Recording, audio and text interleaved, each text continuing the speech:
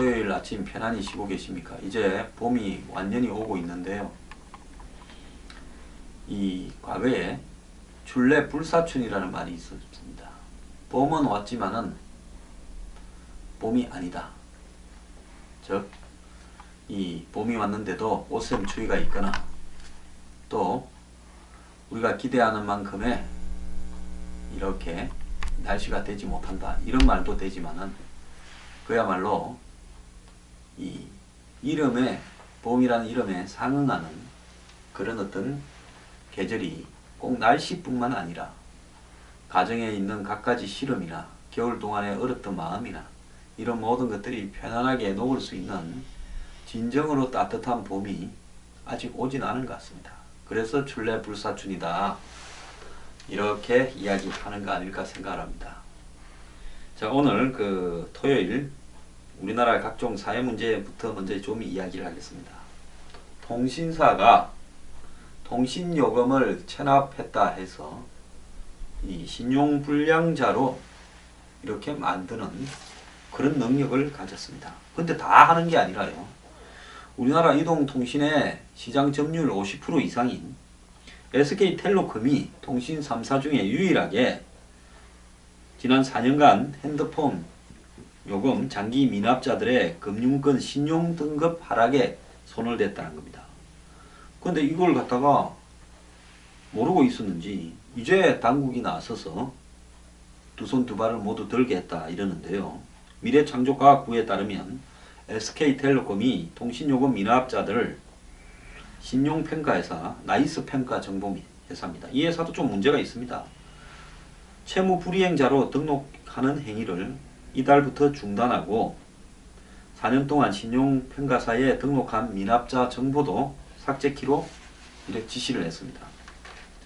그래서 앞으로 통신요금을 못 냈다고 이 신용등급이 떨어지는 일은 없게 됐습니다. 자, SK텔레콤은 2012년부터 국내 이동통신사 중에서 유일하게 통신요금 체납자 1년 이상 500만원 이상 연체 시에 신용평가회사에 채무불이행자로 등록, 신용등급을 하락시키는 불이익을 주었습니다. 이 국회 정무위원회에서 알려졌는데요.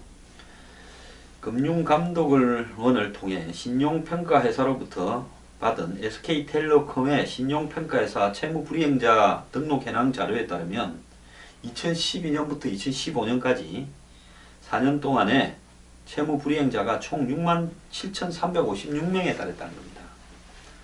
그리고 체납금액은 약 1,200억 수준이었다는 겁니다. 그래서 SK텔레콤은 이 이동요금 체납만으로 신용등급을 하락시키는데 이렇게 되면 대출 및 신용카드 이용 등에서도 다 제한을 받게 된다는 겁니다. 그런데 문제는 법적으로 이런 부분을 정해가지고요. 통신요금도 장기간 체납을 하게 되면 은행에 빚을 안 갚은 것처럼 이 신용불량을 할 수밖에 없다. 또 그렇게 하지 않으면 체납자가 너무 많아서 통신사가 운영이 안 된다. 이런 부분을 가지고 국민을 납득시키고 국회에서 법을 통과시키든지 이렇게 해가지고 처리를 해야지. 다른 통신사들은 그렇게 하지 않는데 SK텔레콤만 유독 이렇게 신용평가회사와 이야기해서 한다는 것은 저는 문제라고 봅니다. 또 이 채무불이행을 등록하고 나면 채무자 미변제 시 등록 사유 발생일로부터 7년까지 채무불이행 등록이 그대로 유지된다는 겁니다. 또 돈을 내어서 채무변제가 되어서 즉 요금을 내어서 채무불이행 등록이 해제되었다 하더라도 이 해제된 날로부터 5년까지 통신요금 이용자의 부정적인 정보가 일정 기간 공개되어 좋은 것이처럼 따라다닌다는 겁니다. 자, 그러면 KT나 LGU 플러스는 이 미납 사유로 요금 미납 사유로 이 채무불이행 등록 시 신용불량자 양산, 연체자의 고통이 가중되고 불필요한 고객 불만이 양산되고 회사 이미지 실추 등이 발생할 게 있기 때문에 이렇게 하지는 않았다는 겁니다.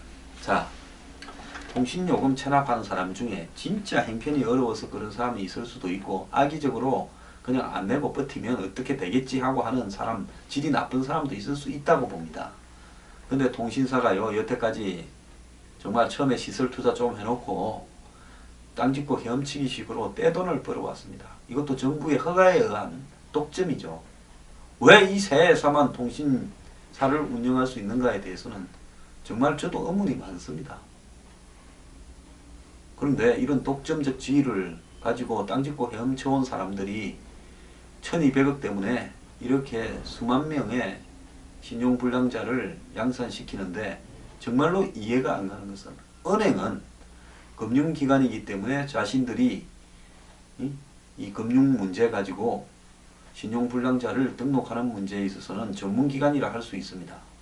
근데 통신사가 임의로 신용평가회사와 협의해서 이렇게 신용불량자를 만드는 부분은 저는 매우 문제가 많다고 보고 있습니다. 신용불량자로 등록되는 것은 사회생활에 굉장히 많은 지장을 받고, 그 개인이 신용불량자가 되면요, 취업도 안 됩니다. 요즘 면접이 얼마나 까다로운데 신용불량자라는 게 알려지면 취업이 되겠습니까? 어디도 취직 못합니다. 근데 선의의 피해자가 나올 수도 있다는 거죠. 전화번호를 했다가 해지를 갖다가 전화번호를 자기가 한 게 아니라 딴 사람이 가족이 만들어서 줬을 수도 있고, 이런데 그런 부분을 요금을 갖다가 뭐 어떤 사유가 생겨서 깜빡하고 못 내는 경우도 있고, 누가 내겠지 생각했는데 나중에 보니까 안 내줬을 경우도 있고, 이 통신사와 개인과의 이사나 이런 관계로 인해 가지고 연락이 안 돼서 통신요금이 미납될 수도 있고 여러 가지 사유가 있을 수 있습니다. 근데 적어도 개인을 신용불량자로 만드는 행위는 이런 회사와 회사끼리 민간에서 되는 게 아니라 적어도 신용불량자를 갖다가 판정하는 어떤 정부의 기구가 있고, 그 기구를 통해서 뭐 통신요금을 안 냈든 은행에 뭐 이자를 안 냈든 원금을 안 냈든 안 그러면 남의 뭐 부채를 졌든 신용불량자를 그런 어떤 기준을 정해서 엄격하게 공적으로 정리될 필요가 있다는 겁니다.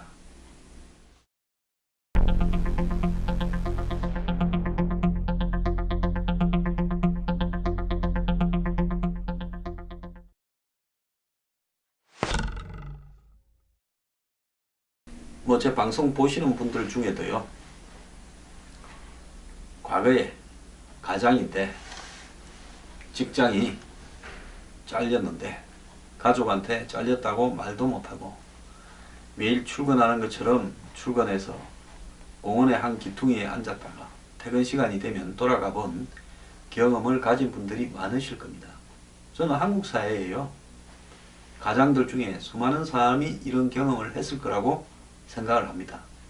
저는 뭐 평생 직장 같은 직장 생활을 해보지 않았기 때문에 그런 경험이 없습니다만은, 저도 한때는 참 매일 밖에 나와서 시간을 때우려고 노력한 적도 있었습니다.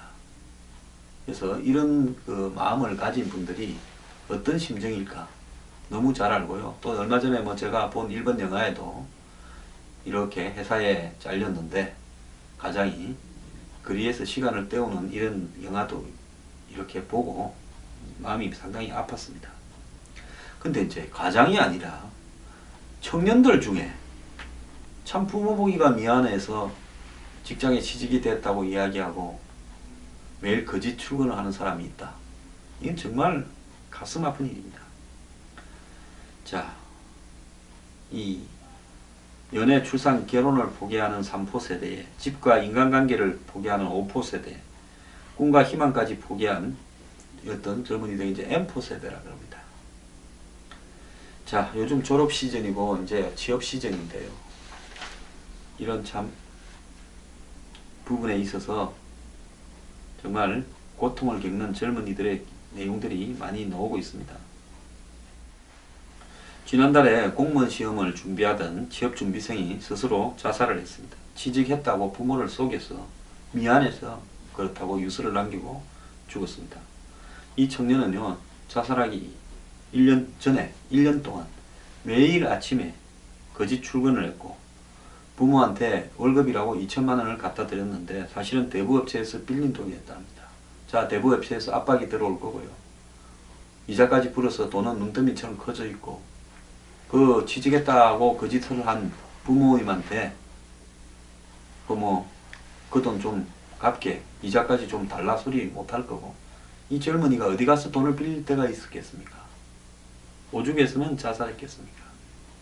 참 착한 젊은이네요. 요즘 직장에 취업했다고 차곡차곡 모아서 부모한테 갖다주는 젊은이가 어디 있습니까? 자, 경찰이요. 부모님께 기대하진 만큼 못해서 죄책감이 들고 죄송하다. 그래서 출근해서 밖에서 배회하다가 결국 집에 들어오는 생활을 반복하다가 고통을 느껴서 죽었습니다.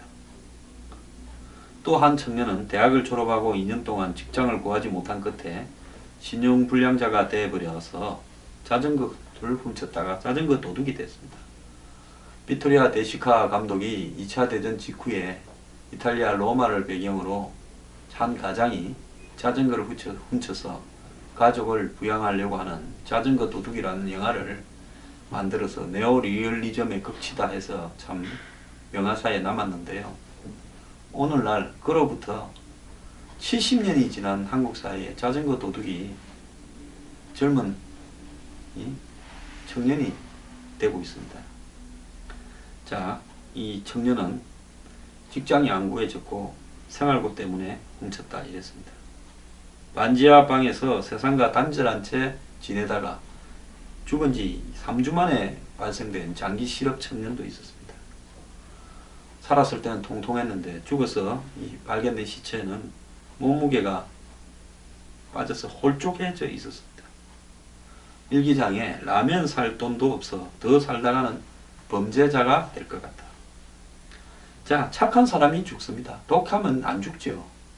범죄를 저질렀던 뭔 짓을 하겠지요.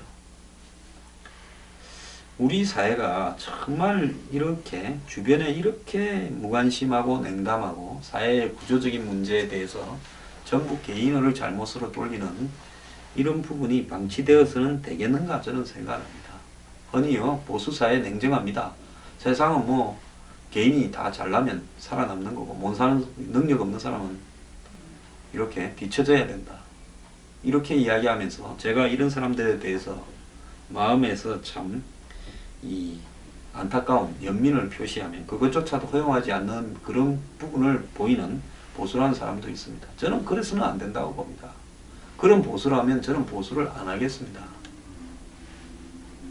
보수는요 마음이 따뜻해야 되는 겁니다. 영국이요 이 민주주의를 전 국민에게 투표를 하게 하는 이런 부분을 세계에서 가장 먼저 달성하는 과정에서 영국의 귀족들과 상류층이 가난한 사람들을 위해서 구휴런, 구빈원 이런 걸 만들어 가지고 한마디로 밥이 없는 사람한테는 식사를 제공하게 하는 이 무료 식당을 운영하고 무료 숙소를 제공했습니다.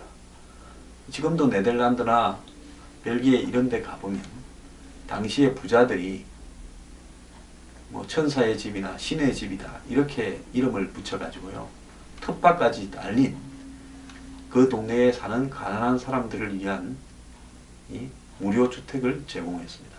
곳곳에 남아있고요. 아직도 200~300년이 지났는데도 그런 주택들이 운영되고 있습니다. 자, 돈이 많은데 그런 일을 안 하는 사람은 동네에서 사람 취급을 받지 못했고 지역사회에 끼어들지를 못했습니다. 칼레 시민들이라는 책에 보면 영국이 프랑스 칼레를 침략해서 그 도시의 유지를 대표적으로 몇 명을 죽이겠다. 전체를 싹쓸이 안 하고 유지를 몇 명을 죽이겠다 하니까 그 동네에 가장 귀족이 나서서 날 죽이시오 해서 죽었습니다. 그래서 이 노블레스 오블리주가 없는 사회는 그건 혁명이 일어날 수밖에 없는 사회고 나중에는 동물의 왕국처럼 칼부림이 날 수밖에 없는 사회로 가게 됩니다. 자, 이런 사회에서요 이런 젊은이들에 대해서 정말로 우리가 따뜻한 관심을 가지고 국가 정책적으로 변화를 해야 됩니다. 자, 일자리를 찾는데 실패하면서 극단적인 상황에 몰리는 청년들이요 너무나 늘어나고 있습니다. 자, 자살률, 전체 자살률은 줄어드는데 우리나라 20, 30대 남성에서만 늘어나는 것이 취업난 때문이라고도 합니다. 실제로 지난해 연간 실업률이 청년 실업률이 9.2%라고 하는데 최악이라고 하는데 9.2%가 아니라 제가 지난번에 대졸 청년 백수가 400만이라고 했는데 어떻게 실업률이 이렇게 잡힙니까? 이 사람들 탓도 아니에요. 세상에 아무리 공부를 잘해도요, 나보다 더 잘하는 사람이 생길 수 있습니다. 또 솔직히 성적만 갖고 취직되는 세상도 아니지 않습니까? 과거에는 성적만 갖고 됐어요. 차라리 학력고사처럼 성적만 갖고 대학에 갔고, 이제는 취업하는 데도 복잡한 온갖 규칙들이 많아가지고 솔직히 말하면 가난한 집 자식은 취업하기도 어렵게 되어 가고 있습니다. 이런 상황 속에서 우리 사회가 적어도 총선 대선을 거치면 이런 부분에 어떻게 하자라는 대안이나 제안이라도 좀 나와야 되는 거 아니겠습니까? 제가 생각을 할 때는요, 우리나라의 SOC 사업 중에 뭐 꼭 불가결한 SOC 사업은 민자 유치로 좀 하고요. 그래서 계산을 잘해가지고 돈 못 빼먹도록 하고 건설회사에, 지역 건설회사에 바로 수익이 돌아갈 수 있는 연계된 시스템으로 민자 유치로 하고, SOC 사업에 투입하는 수많은 예산들을 청년의 고용에 국가가 적극적으로 나서야 된다고 봅니다. 국가가 모범을 보여야지. 기업 보고 청년 실업 해결하라고 하면 하겠습니까? 돈 벌라고 하는 사람들인데요. 기업의 사회적 책임 같은 것도 이런 시절에는 통하지 않습니다. 제가 이 이야기를 하는 거는요, 보수가 이렇게 청년들에 대해서 무관심하다가는 올해 총선과 내년 대선에서 새누리당은 대가를 치르게 될 겁니다.